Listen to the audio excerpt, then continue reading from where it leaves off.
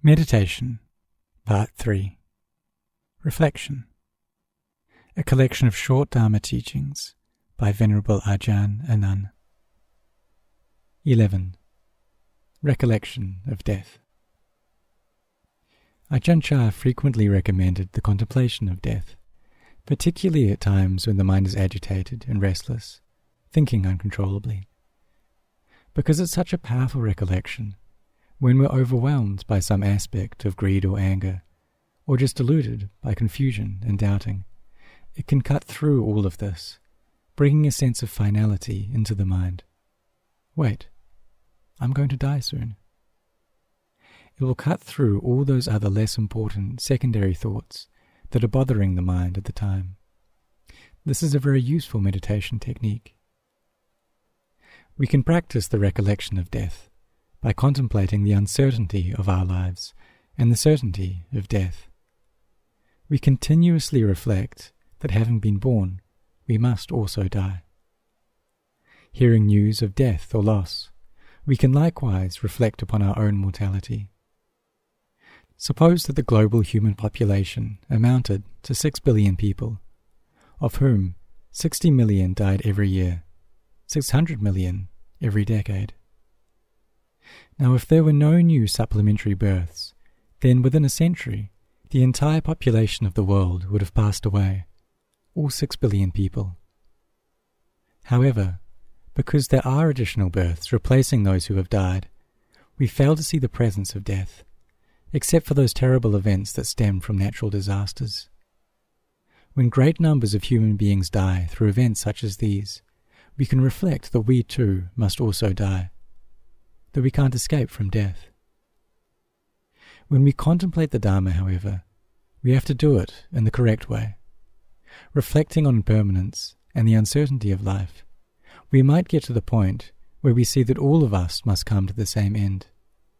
There's no way around this, for ultimately, we all have to die. But it's important that we contemplate in a skillful way, arousing urgency and energy in the practice. The contemplation should be developing mindfulness and wisdom, bringing the mind to greater peace. If it's done unskillfully, it can bring depression, seeing life as meaningless. And if we have that kind of negative reaction, then we have to stop and realize that it isn't going in the right direction. It isn't bringing the correct results.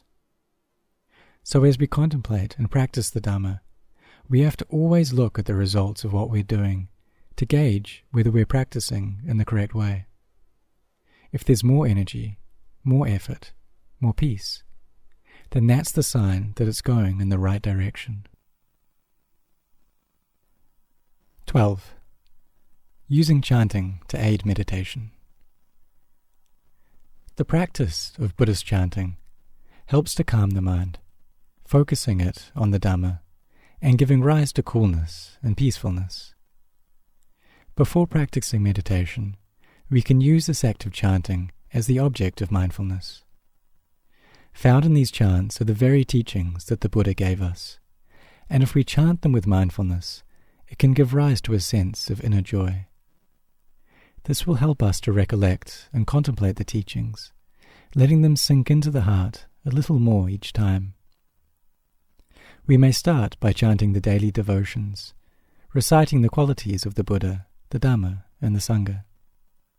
We can then bring up thoughts of loving kindness, directing them first towards ourselves, then towards all beings.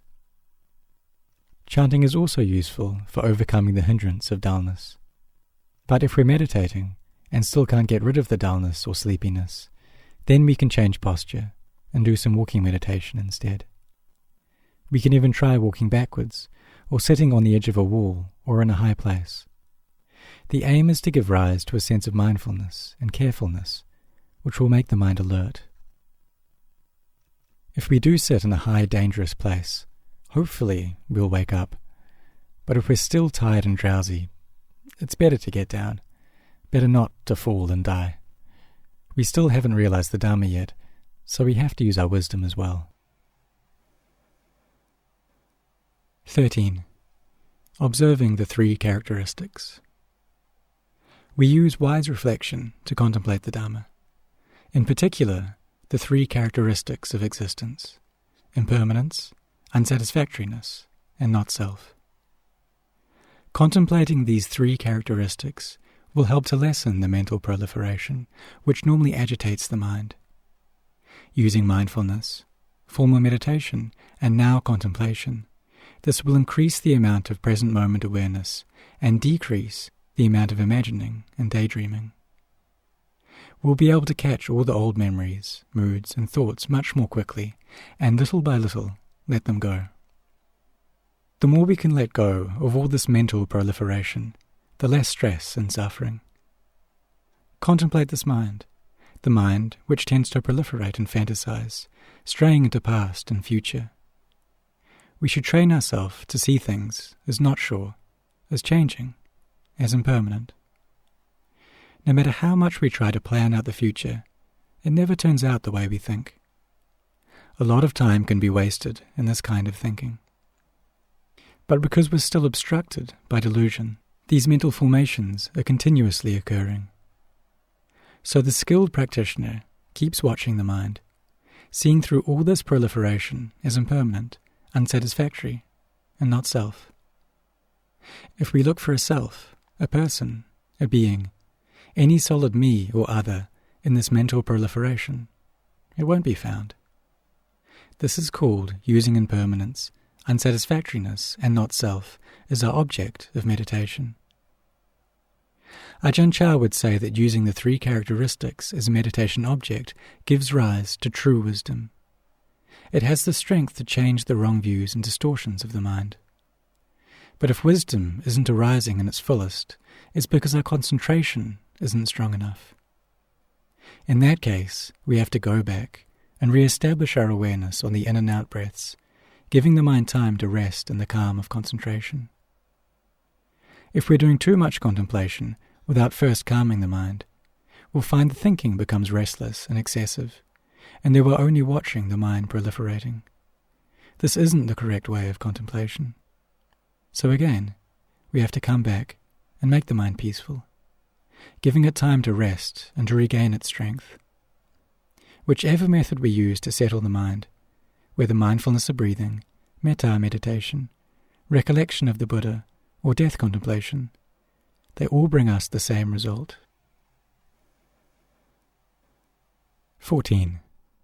Going beyond calm. If we keep practicing like this, regularly meditating and developing mindfulness in daily life, then sooner or later we'll reach a point where we sit down to meditate and experience a great sense of peace. We feel light in body, and the mind seems to gather together and drop all its usual worries and concerns, becoming very still and concentrated. This is the result of all the effort put into developing mindfulness. Concentration is the foundation, but we must go beyond the calm of concentration and use its power to develop wisdom. Up to now we've found wisdom coming from hearing and listening. This is wisdom coming from the discussion of concepts and things, from asking and answering questions, from knowledge of the scriptures. This is a certain kind of wisdom, but it's a wisdom that depends on the dimension of memory and thoughts. This kind of wisdom plays a certain function and gives one level of understanding, but the true Dhamma that the Buddha taught comes from the pure mind, the enlightened mind, the awakened mind. By putting the teachings into practice and gaining concentration, we can experience genuine wisdom. This is clear seeing rather than the more thinking-based reflection done in the preliminaries of the practice. The wisdom that arises through concentration has the strength to overcome the unwholesome habits and tendencies of the mind. And so, when we look over the books again, our understanding is real because we've experienced it for ourselves. 15. Bringing the practice home. When you come home each day, develop an attitude of one who is dedicated to the practice. Try not to bring all your worries and concerns about work home with you. When you come home, try to set them aside. If you have a little altar or shrine at home, you might find some time to bow and do a little bit of chanting, just to put yourself in a good space. And of course, do some meditation as well. Try to develop the self-discipline and motivation to do this on a regular basis.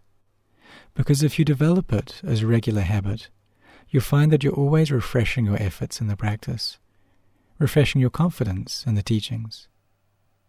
As long as we keep up that sincere effort, there'll be some good energy there.